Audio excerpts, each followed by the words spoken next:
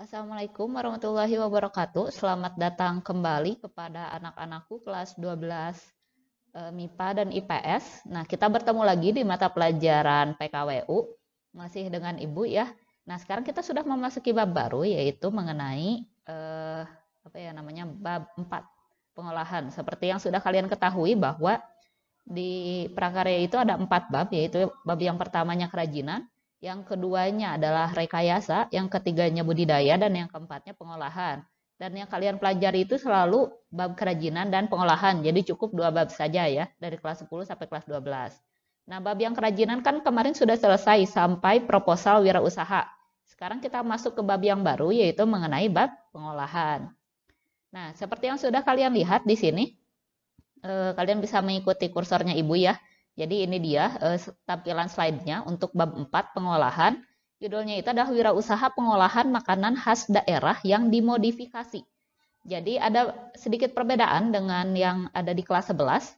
Kalian kan di kelas 11 sudah belajar mengenai wirausaha pengolahan makanan khas daerah.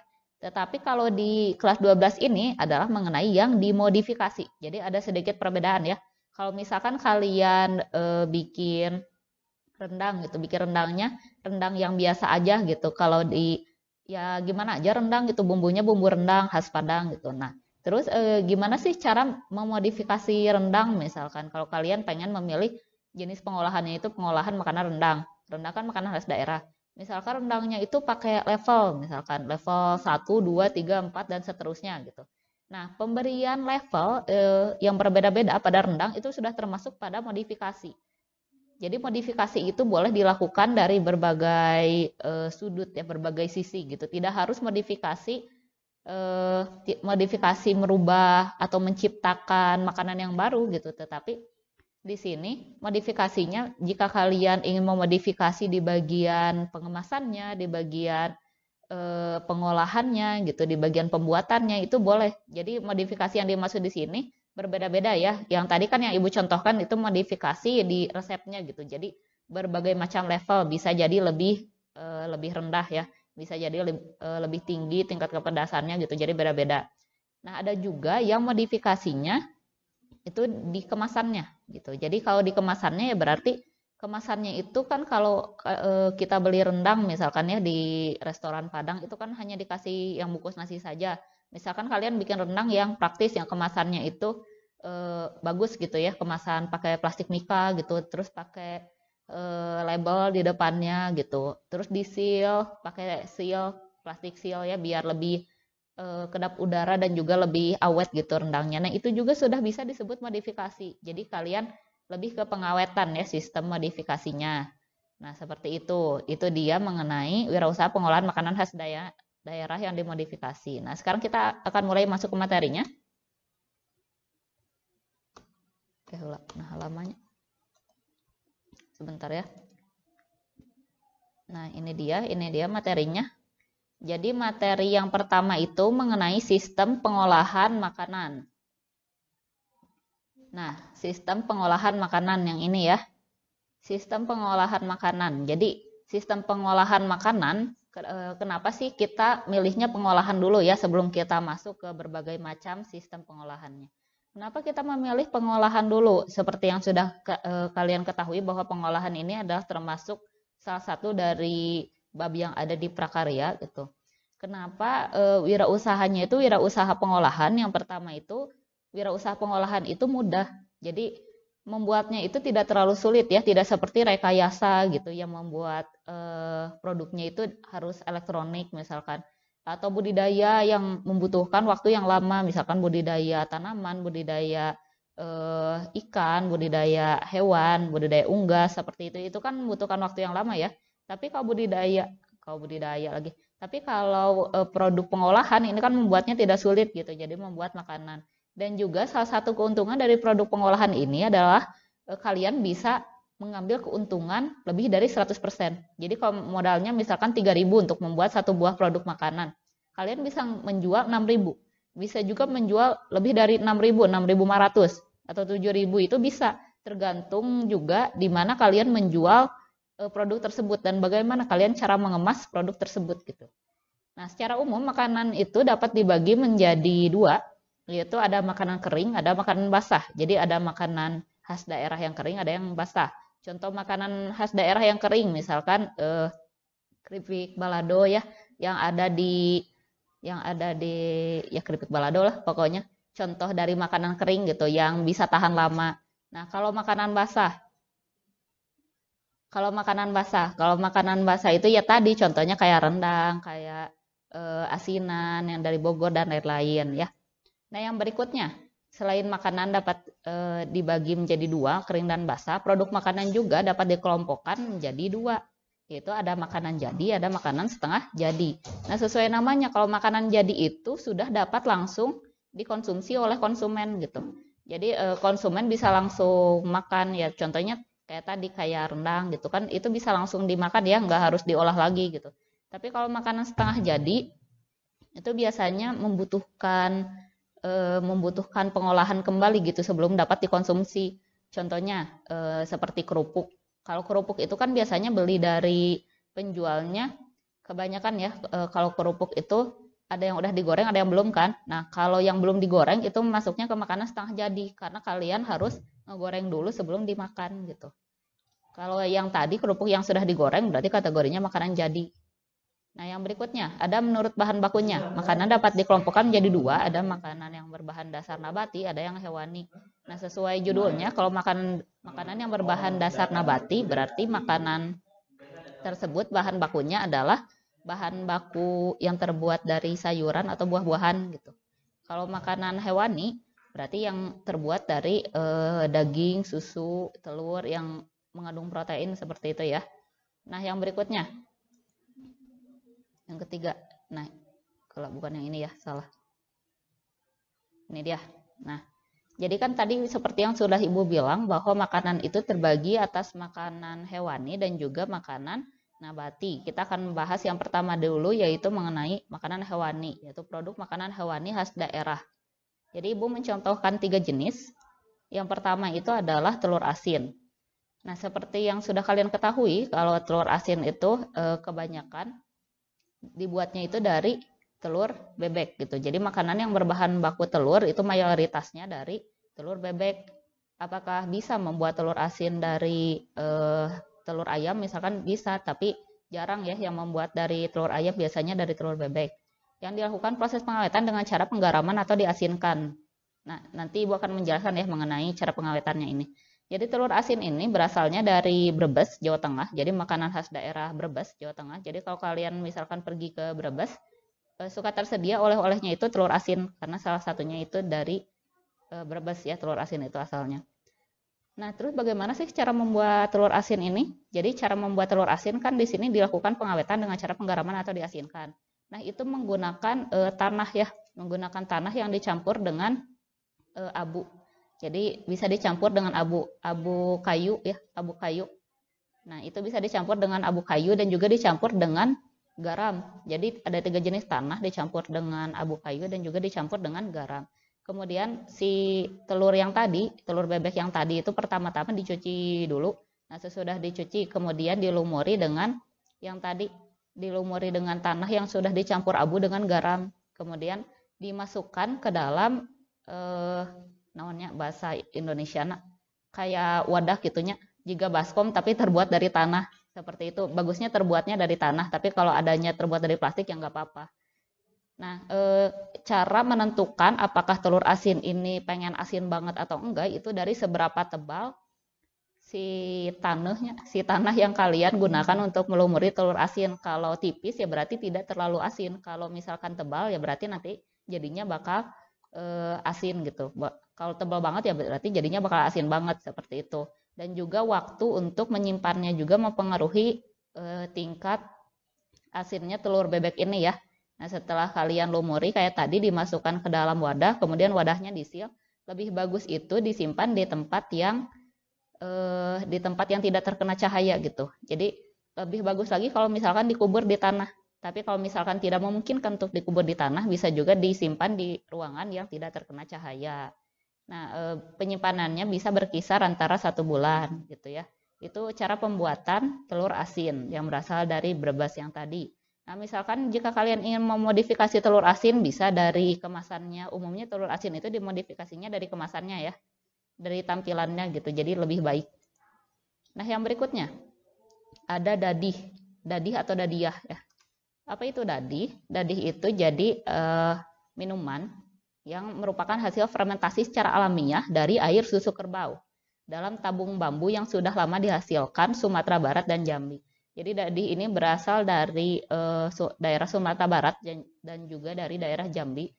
Jadi dadih ini tampilannya seperti apa ya namanya, seperti yogurt gitu, tapi terbuatnya dari susu kerbau dan juga difermentasinya itu di dalam tabung bambu.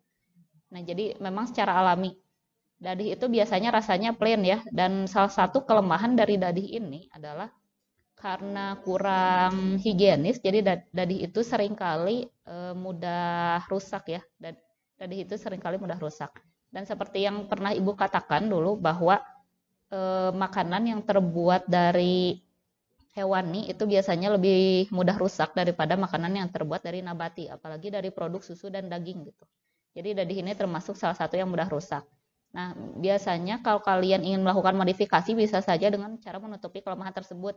Nah, bagaimana agar dadih ini lebih higienis misalkan. Terus bagaimana agar dadih ini lebih menarik pengemasannya. Atau kalian boleh menambahkan dadihnya menjadi rasa-rasa gitu. Ada dadih rasa stroberi, rasa melon, dan lain-lain gitu. Jadi kalau ditambahkan rasa juga itu termasuk ke dalam modifikasi makanan khas daerah. Seperti itu ya. Nah, yang berikutnya untuk contoh makanan hewani adalah rendang. Ini yang tadi Ibu sebutkan di awal ya, rendang itu sangat terkenal di Indonesia ya. Rendang itu berasal dari Padang, jadi makanan, ya tipenya. Jadi rendang itu adalah makanan yang berbahan dasar daging sapi, dan juga ciri khas dari rendang itu adalah cita rasanya yang pedas, yang dalam pembuatannya diperkaya dengan campuran dari berbagai bumbu dan rempah-rempah, terutama cabai merah dan kelapa gitu. Semua orang pasti pernah makan rendang ya, kalau kalian berasal dari Indonesia biasanya pernah makan rendang. Nah, seperti yang Ibu katakan tadi, kalian bisa memodifikasi rendang ini apakah dari levelnya jadi macam-macam gitu ya, apakah dari kemasannya jadi lebih bagus, disil. Itu adalah contoh dari modifikasi rendang. Nah, karena rendang terbuat dari daging, jadi salah satu kelemahan rendang juga jika tidak baik pengemasannya, maka rendang juga tidak tahan lama, sama seperti dadih gitu. Tapi rendang sama dadih lebih mudah rusak yang dadih. Kenapa? Karena makanan yang sifatnya atau minuman yang sifatnya cair itu lebih mudah rusak dibandingkan dengan yang lebih kering atau yang lebih kental. Kalau rendang ini kan konteksnya lebih kental ya, jadi tidak semudah rusak dadih seperti itu. Nah, tadi kan itu 3 contoh dari makanan yang berbahan dasar hewani, yaitu tadi ada ini yang pertama ya. Nah, ada telur asin yang pertama itu, terus yang keduanya ada dadih, dan yang ketiganya ada rendang. Nah, sekarang kita masuk ke bahasan yang berikutnya, yaitu mengenai produk makanan nabati khas daerah. Nah, berarti kalau yang namanya nabati, bahan bakunya terbuat dari buah-buahan atau juga terbuat dari sayuran gitu, bahan dasarnya. Nah, yang akan Ibu gunakan di sini contoh yang pertama, yaitu adalah asinan. Nah, pasti kebanyakan dari kalian mengetahui asinan itu apa ya. Jadi asinan itu berasal dari Bogor, Jawa Barat. Asinan merupakan jenis makanan yang terbuat dari buah-buahan atau sayuran segar yang diberi kuah dengan paduan berbagai jenis bumbu, terutama cabai, gula, dan pengasam. Nah, pengasam ini bisa berasal dari asam Jawa ataupun cuka makan gitu. Jadi tergantung orang yang bikinnya ya. Bisa pakai asam Jawa, bisa juga pakai cuka makan gitu. Nah, karena asinan ini merupakan oleh-oleh biasanya di Bogornya, terus dikemasnya itu di dalam cup gitu, kemudian disil. Nah, itu adalah salah satu modifikasi dari kemasan asinan ini, karena kalau dibuatnya di dalam cup plastik itu akan lebih tahan lama dibandingkan dengan menggunakan yang lain gitu untuk mengemas asinan ya. Nah, yang berikutnya setelah asinan itu ada fruit leather. Nah, kebanyakan dari kalian mungkin jarang ya mendengar kata fruit leather. Nah, fruit leather ini juga termasuk salah satu asinan yang berasal dari Jawa Barat dan Jawa Timur. Jadi fruit leather adalah jenis makanan dari buah-buahan yang sudah diproses dengan cara penghancuran buah, kemudian dicetak dan kemudian dikeringkan. Jadi fruit leather ini berbentuk lembaran. Nah, kenapa disebutnya fruit leather? Karena memang bentuknya seperti kulit ya, seperti kulit gitu, seperti kulit buah. Tapi bahan dasarnya itu bukan berasal dari kulit buah, dari buah gitu, biasanya dari jeruk gitu. Itu fruit leather. Jadi disajikannya itu dalam bentuk lembaran.